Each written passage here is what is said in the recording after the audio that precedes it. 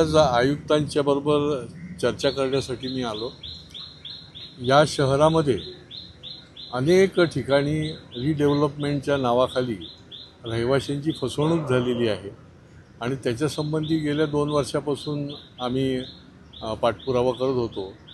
तसाच विषय जो आहे तो वर्तकनगरमधल्या जवळजवळ 5 इमारतीमधल्या राहणाऱ्या रहिवाशांना 14 वर्ष त्यांना ती इमारत तर नवीन बांधली नाहीत, परंतु त्यांची घोर फसवणूक करून त्यांना देशोधडीला लावलेला आहे विकासकांनी।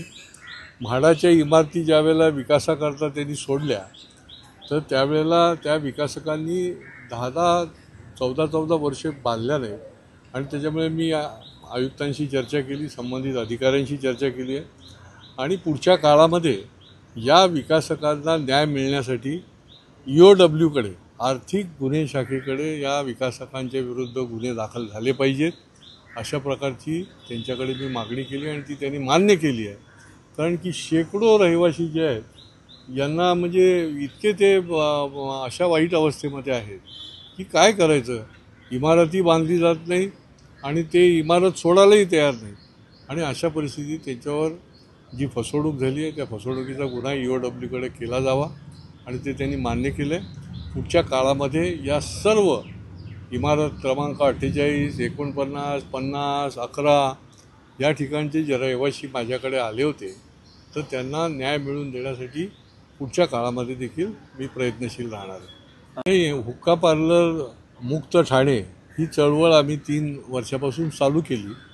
अनेक वेळेला त्याला यश पण आलं, अनेक हुक्का पार्लर जे कायमचे पण बंद झाले। काही पोलीस स्टेशनच्या अंतर्गत खूप चांगलं काम आपल्याला बघायला मिळालं। माननीय आयुक्तांनी देखील त्याच्यामध्ये खूप कठोर अशा प्रकारच्या कारवाई केल्या। तरी पण आता आमची युवा मोर्चाची कार्यकर्ते आहेत, ह्या सगळ्या मंडळींचं याच्यावर लक्ष आहे आणि लोकही आमच्याकडे निरनिराळे व्हिडिओ पाठवतात, निरनिराळे क्लिप पाठवतात, तक्रारी देत असतात आणि जागरूक नागरिकांच्या माध्यमातून आम्ही त्यांच्यासमोर ठेवत असतो। तर आजही काही जे हुक्का पार्लर आहेत की परमिट रूम आहेत ती पाठीमागच्या दाराने काही चालू आहेत, काही दबावाने चालू आहेत की काय, आणि त्याच्यामुळे आम्ही माननीय पोलीस आयुक्तांकडे या संबंधामध्ये स्पष्ट त्यांना सांगितलं आहे की आपण याच्यावर कारवाई करा, कुठलाही मुलाहिजा ठेवू नका, हा सामाजिक प्रश्न आहे। अन्यथा आमचा युवा मोर्चा जो आहे तो त्या ठिकाणी स्वतः ह्या हुक्का पार्लरची जी काही जे चालू आहेत त्या ठिकाणी जाऊन उभा राहील।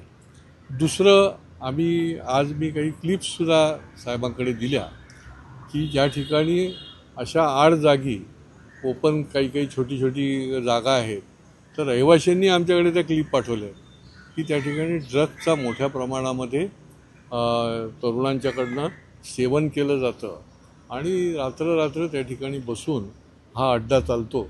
तर त्याच्यावर देखील कारवाई करण्याच्या दृष्टीने आज आम्ही मागणी केलेली आहे।